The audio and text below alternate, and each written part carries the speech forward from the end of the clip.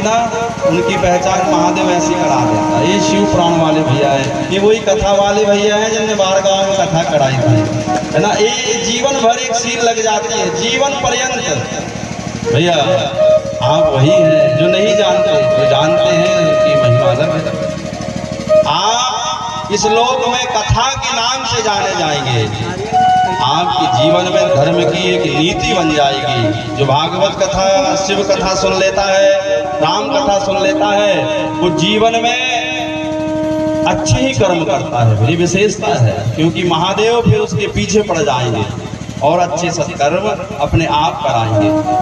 और बाबा यही चाहते हैं कि संसार में जितने भी आए हुए जीव हैं, ये सब सत्कर्मी बने, ये अच्छे कर्म करें, अच्छे फल की प्राप्ति हो, इस संसार का सुख भोगें, इस संसार से धर्म की प्राप्ति करें, इस संसार से अर्थ की प्राप्ति करें, इस संसार से काम की, सुख की प्राप्ति करें, और अंत में हमारे मोक्ष की प्राप्ति हो। ये कथा का उद्देश्य है, और यही उद्देश्य महादेव का है कि हे मेरे प्यारे भक्तों, इस संसार में आप बहुत धर्म करो, इस संसार में आप बहुत धनवान बनो, इस संसार में बहुत सुख की प्राप्ति करो, लेकिन अंत में मोक्ष की प्राप्ति का भी साधन कर लेना। वही तो परम हित है, परिवार का, समाज का, अपने आप का, जिसने धर्म की प्राप्ति कर ले। इसलिए कथा बार बार कहती है कि भगवान की भक्ति करने का जीवन में किस रूप से करना है, कैसे करना है, कब करना है। आप बड़े भक्त ना बनो तो छोटे छोटे शुरुआत करो। कोई भी चीज की शुरुआत छोटी होती है, ध्यान रखना, छोटे ही से बड़ा होता है। आप स्कूल जाओगे तो कहाँ से शुरुआत करते हो? आप बोलो कि हम इकट्ठे 20 साल के हो जाएंगे जब स्कूल जाएंगे, है कोई बैठने देगा पहली क्लास में? आप तो कहाँ से शुरुआत होती है? KG1 से। अब तो नर्सरी आ गई, अब तो सिखाना भी लगे स्कूल वाले कि भैया बस्ता कैसे टांगना है, बॉटल कैसे पकड़ना है, टिफिन कैसे खोलना है। नहीं तो पहले पहली क्लास से शुरू होता था सिस्टम। पहली शिक्षा यही ज्ञान मिलता था विद्यालय का। फिर जब विद्यार्थी मजबूत हो जाता था तो उससे शिक्षा अध्ययन कराया जाता था। धीरे धीरे धीरे धीरे मेहनत करता है विद्यार्थी, और फिर अंतिम में जब पढ़ ले जाता है, अच्छा विद्या का अध्ययन कर लेता है, फिर उस विद्या से वो धन की प्राप्ति करता है ना। इस संसार में जो भी धनवान है बड़े बड़े पद पे, वो विद्या की प्राप्ति के द्वारा हुए हैं, चाहे कोई भी हो। विद्या सरस्वती की कृपा से ही उनके ऊपर प्रतिष्ठा की प्राप्ति हुई है। इसलिए आप परम तत्व को प्राप्त करना है तो सबसे पहले शुरुआत हमें छोटे ही रूप में करना पड़ेगी। पहले ही हम छोटे भक्त बने, पहले घर में ही अपनी भक्ति को जागृत करें, है ना। आज पूर्णमयी एकादशी तिथि है, आज बहुत बड़ी एकादशी है, परसोत्तम मास की एकादशी। ये 3 साल में एक बार आती है, जो आज है। आज किया हुआ कथा, किया हुआ दान, किया हुआ पुण्य, की हुई कथा का श्रवण, ये आपको कितना महान बना देगी, ये आप ही जान सकते हैं और महादेव जान सकते हैं। इतनी बड़ी कृपा है आज की। ये 3 साल में एक दिन आता है, ऐसा 3 साल में। आज एकादशी और कल प्रदोष है, कल का भी 3 साल का एक बार वाला सिस्टम है। और जब अमावस्या आएगी तो फिर परसोत्तम मास विराम ले लेगा, और जब परसोत्तम मास विराम लेता है तो पता है श्रावण चालू होगा। परसोत्तम मास विराम के तो श्रावण चालू हो जाएगा।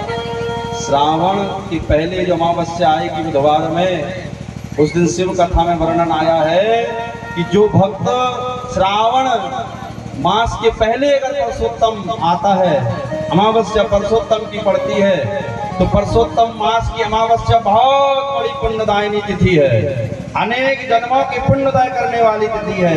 क्या करना है? उस दिन आपको किसी भी शिवालय में जाके जल अर्पित करना है, अपने पूर्वजनों के निमित्त एक घी का दीपक जलाना है, और गुलाब के पुष्प, कनहर के पुष्प, कोई भी साबुत अन्न लेके चले जाना, खड़ी मूंग हो जाए, खड़े चावल हो जाए, कोई भी दाल जो दाल ना बनी हो, खड़ी हो, साबुत हो, जवा हो, तिली हो, ये इत्यादि अन्नों से बाबा को आप अर्चन कर सकते हैं। आपको कोई मंत्र नहीं पता, आप ओम नमः शिवाय, ओम नमः शिवाय, ओम नमः शिवाय, ओम नमः शिवाय, ओम नमः शिवाय है, ये इतना तो कर सकते हैं। अगर आपने इतना महामंत्र बोल दिया हो स्वाय श्री शिवाय नमस्तुभ्यम, तो समझ लेना आपके ऊपर भगवत कृपा होगी, परसोत्तम मास का पूर्ण फल प्राप्त हो जाएगा। आपने एक दिन स्नान नहीं किया कोई दिक्कत नहीं, आपने एक दिन दान पुण्य नहीं किया कोई दिक्कत नहीं, आप सिर्फ अमावस्या के दिन कर लो, एकादशी के दिन कर लो, जो आज है ये महान तिथियां भैया। अगर आज कोई 1 रुपए का दान करेगा उसके जीवन में बाबा कितना अनुकूलित रहेगा ये वही जान सकता है। अगर आज के दिन आपके यहाँ किसी ब्राह्मण देवता ने आपका कुछ भी भाग ले लिया, समझ लो आपके जीवन का सब कुछ कृपा की प्राप्ति है।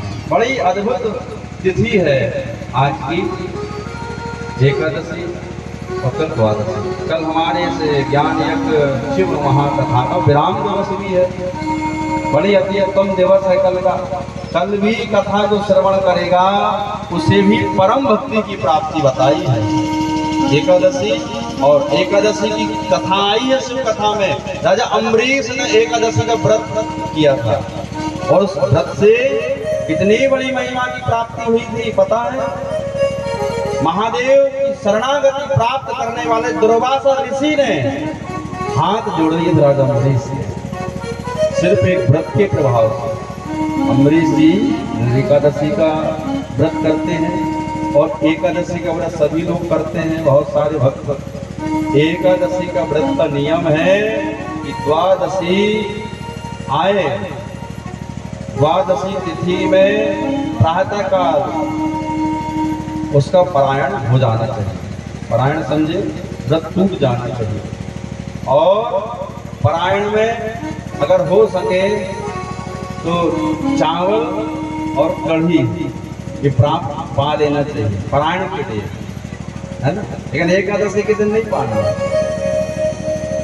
एकादशी के दिन सात्विक, अगर व्रत नहीं रह रहे हो आप तो सात्विक भोजन कर लो, नहीं रह रहे हो कोई बात नहीं।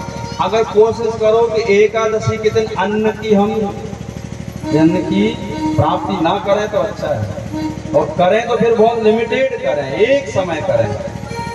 उतनी भी साधना कर ली तो बहुत बड़ी कृपा हो जाएगी, है ना। रोज तो खा रहे हैं, दिन में 2 बार 3 बार, जब खा रहे हैं, है 3 बार भोजन भजन 1 बार। ये है हाथ भैया मानो भक्त का, है। भोजन में मात्रा लगी है कि नहीं, भोजन, और भजन में मात्रा कहाँ मात्रा लगी है, अनलिमिटेड है। लेकिन व्यक्ति उल्टा करता है, भगवान कह रहे हैं भोजन कम कर भजन ज्यादा कर, लेकिन ये जीव कहता है नहीं भोजन ज्यादा भजन कम। भोजन 3 बार करना जरूरी है भजन, और 1 बार भी करने तो लगता हमने बहुत बड़ा एहसान कर दिया भगवान को, है ना। बहुत बड़ा एहसान कर दिया भैया, सुबह आधा घंटा भजन किया है। कथा कहती है आप भजन तिथियों में ज्यादा करें, ये विशेष पर्व है, ये हर किसी के किस्मत में नहीं आते। ये संसार का भाग्यवान व्यक्ति है जिन चीजों से प्राप्त करता है। संसार में लाखों लोग हैं लेकिन इस समय शिव पुराण कथा नहीं सुन रहे होंगे, और जो सुन रहा है वो भगवत कृपा वाला है, बाबा की कृपा है उसके ऊपर, जो आज इस बड़ी शिव कथा में बैठा है। ये तिथियां 3 साल में 1 बार आएगी, तो क्या करना है, इस तिथि का भरपूर उपयोग करना है। बहुत दान हो जाए, अम्बरीश राजा भी दान करते थे, जितना हो जाए ब्राह्मणों को दान देना, दीन दुनियों की सेवा करना व्रत का ही नियम है। सिर्फ भूखे रहने से व्रत नहीं होता है, भूखा रहना तो शरीर को आप दुख दे रहे हो, है। कोई भी व्रत करना है तो व्रत का नियम है काम, क्रोध, मोह, ये चीजों से बाहर आना है। व्रत का मतलब ये है, व्रत का मतलब भूखा नहीं है कि दिन भर पानी नहीं पिएंगे, भोजन नहीं करेंगे, और फलाहार कितनी करेंगे बोले इतनी करेंगे यार, अब फलाहार की वैरायटी बहुत आ गई भैया, बड़े बड़े लोग फलाहार देखो कितनी करते हैं, अन्न इतना सा खाते थे और फलाहार इतनी हो रही है, इसकी पूड़ी भी, उसकी सब्जी भी, इसका भी, उसका भी, नाना प्रकार का दही भी, चटनी भी है, सब मारे पड़े हैं।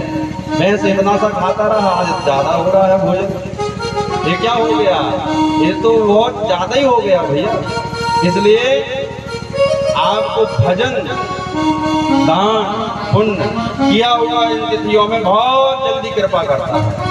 राजा अम्बरीश जी नित्य एकादशी का व्रत करते थे और जिस वर्ष में परसोत्तम आता था उस वर्ष की एकादशी तो और विधि विधान से करते थे। और पता है क्या हुआ था? राजा अम्बरीश जी का नियम था द्वादशी के दिन पारायण करना और प्रदोष काल के पहले व्रत खोल लेना चाहिए, नियम है। इनने क्या किया? इन्हें क्या सवेरे सवेरे दुर्वासा महात्मा जी पहुंच गए। दुर्वासा ऋषि ने कहा कि आज व्रत तुमने कल किया था, इनको पता था, तो आज पारायण करोगे और पारायण के पहले पहले ब्राह्मण भोजन करा दो, तुम्हें व्रत का डबल पुण्य मिल जाएगा है। तो अम्बरीश जी ने कहा इससे सोने में सुहागा हो जाएगा महाराज, इससे अति उत्तम